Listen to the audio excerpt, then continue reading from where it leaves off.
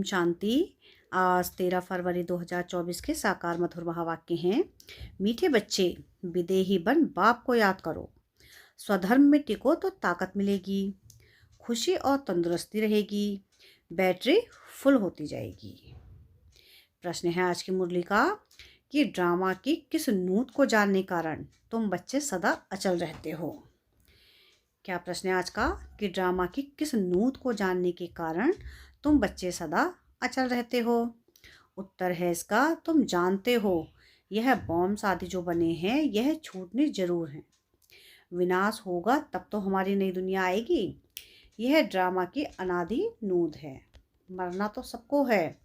तुम्हें खुशी है कि हम यह पुराना शरीर छोड़ राजाई में जन्म लेंगे। तुम ड्रामा को साक्षी हो, देखते हो। इसमें हिलने की बात नहीं और रोने की भी कोई दरकार नहीं। ओम शांति। बाप बैठ बच्चों को समझाते हैं कि यह जो आदि सनातन देवी देवता धर्म था उसको हिंदू धर्म में क्यों लाया। कारण निकालना चाहिए। पहले तो आदि सनातन देवी देवता धर्म ही था, फिर जब विकारी हुए तो अपने को देवता कह ना सके तो अपने को आदि सनातन देवी देवता के बदले आदि सनातन हिंदू कह दिया है। आदि सनातन अक्षर भी रखा है, सिर्फ देवता बदली कर हिंदू रख दिया है। उस समय इस्लामी आए तो उन बाहर वालों ने आकर हिंदू धर्म नाम रख दिया। पहले हिंदुस्तानी नाम भी नहीं था।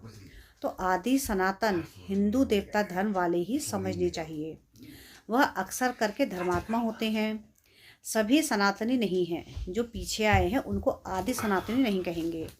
हिंदुओं में भी पीछे आने वाले होंगे। आदि सनातन हिंदुओं को बताना चाहिए कि तुम्हारा आदि सनातन देवता धर्म था। तुम ही सतो प्रधान आदि सनातन थे, फिर पुनर्जन्म लेते लेते तमो प्रधान बने हो। अब फिर याद की यात्रा से सतो प्रधान बनो। उन्हों को यह दवाई अच्छी लगेगी। बाबा सर्जन है ना, जिन्हों को यह दवाई अच्छी लगती है उनको देनी चाहिए। जो आदि सनातन देवी देवता धर्म के थे उन्हों को स्मृति दिलानी चाहिए। जैसे तुम बच्चों को स्मृति आई है, बाबा ने समझाया है कि कैसे तुम सतो प्रधान से तमो प्रधान बने हो। अब फिर तमो प्रधान से सतो प्रधान बनना है। तुम बच्चे सतो प्रधान बन रहे हो।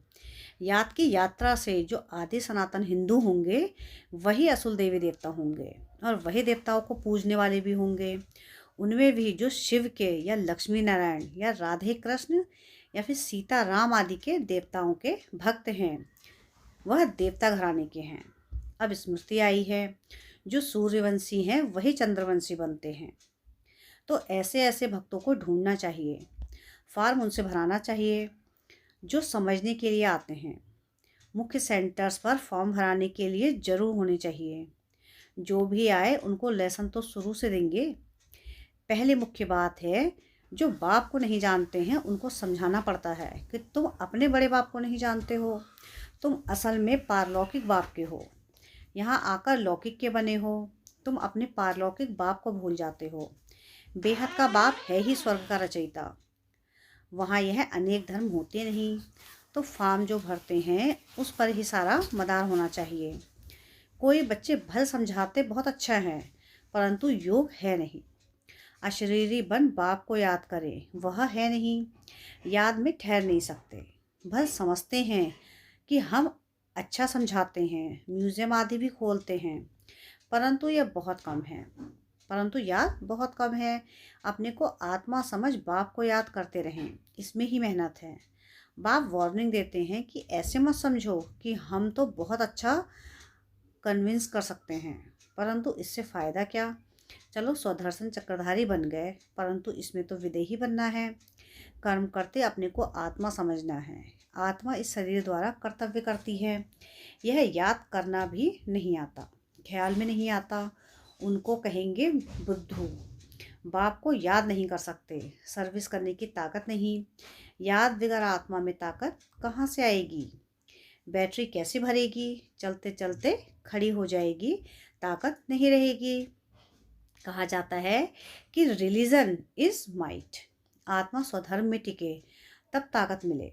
बहुत हैं जिनको बाप को याद करना आता नहीं, शक्ल से पता पड़ जाता है और सब याद आएगा, बाबा की याद ठहरेगी नहीं। योग से ही बल मिलेगा। याद से बड़ी खुशी और तंदुरुस्ती रहेगी। फिर दूसरे जन्म में भी शरीर ऐसा तेजस्वी मिलेगा। आत्मा प्योर तो शरीर भी प्योर मिलेगा। कहेंगे यह 24 कैरेट गोल्ड है, तो 24 कैरेट जेवर है। इस समय सब 24 कैरेट बन गए हैं। सतो प्रधान तो 24 कैरेट कहें, सतों को 22। यह बड़ी समझने की बातें हैं। बाप समझाते हैं कि पहले तो फॉर्म भराना है, तो पता पड़े कि कहाँ तक रिस्पॉन्स करते हैं, कितनी धारणा की है। फिर यह भी आता है कि याद की यात्रा में रहते हैं। तमो प्रधान से सतो प्रधान याद की यात्रा से बनना है। वह भी भक्ति की जिस्मानी यात्रा है। यह है रूहानी यात्रा। रूह रूह जो है यात्रा करती है। इसमें रूह और जिस्म दोनों की यात्रा करते हैं। पतित पावन बाप को याद करने से ही आत्मा में तेज आता है। कोई जिज्ञासु को जलवा आदि दिखाना है तो बाबा की प्रवेशता भी हो जाती है। माँ बाप दोनों की मदद करते हैं, कहीं नॉलेज की कहीं योग की। बाप तो सदा विदेही हैं, शरीर का भान है ही नहीं, तो बाप दोनों ताकत की मदद दे सकते हैं। योग नहीं होगा तो ताकत मिलेगी कहाँ से। समझा जाता है कि यह योगी है या ज्ञानी है। योग के लिए दिन प्रतिदिन नई नई बातें भी समझाते हैं। आगे थोड़ी ही है समझाते थे, अपने को आत्मा समझ बाप को याद करो। अब बाप जोर से उठाते हैं जिससे भाई बहन का संबंध भी हट जाए, सिर्फ भाई भाई की दृष्टि रह जाए। हम आत्मा भाई भाई हैं, यह बहुत ऊंची दृष्टि है। अंत तक यह पुरुषार्थ चलना है। जब सतो प्रधान बन जाएंगे तब यह शरीर छोड़ देंगे। इसलिए जितना हो सके पुरुषार्थ को बढ़ाना है। बूढ़ों के लिए और ही सहज है। अब हमको वापस जरूर जाना है। जवानी को कभी ऐसे ख्यालात नहीं आएंगे। जवानों को कभी ऐसे ख्यालात नहीं आएंगे। बूढ़े वानप्रस्थी रहते हैं। समझा जाता है अब वापस जाना है, तो यह सब ज्ञान की बातें समझनी है। झाड़ की वृद्धि भी होती रहती है। वृद्धि होते होते सारा झाड़ तैयार हो जाएगा। कांटों को बदलकर नया छोटा फूलों का झाड़ बनना है। नया बन फिर पुराना होना है। पहले झाड़ छोटा होगा फिर बढ़ता जाएगा। वृद्धि होते होते पिछाड़ी में कांटे बन जाते हैं। पहले होते हैं फूल, नाम ही है स्वर्ग। फिर बाद में वह खुशबू, वह ताकत नहीं रहती। कांटे में खुशबू नहीं आती, हल्के हल्के फूलों में भी खुशबू नहीं होती। बाप बागवान भी है तो खिवैया भी है। सबकी नाव पार करते हैं। नाव पार कैसे करते हैं, कहाँ ले जाते हैं, यह भी जो सयाने बच्चे हैं वह समझ सकते हैं। जो समझते नहीं हैं वो पुरुषार्थ भी नहीं करते। नंबरवार तो होते हैं ना। कोई कोई एरोप्लेन तो आवाज़ से भी तीखा जाता है। आत्मा कैसे भागती है यह भी किसको पता नहीं है। आत्मा तो रॉकेट से भी तीखी जाती है। आत्मा जैसे तीखी और कोई चीज़ होती नहीं। उस रॉकेट आदि में ऐसी कोई चीज़ डालते हैं जो जल्दी उड़ा ले जाते हैं। विनाश के लिए कितना बारूद आदि तैयार करते हैं।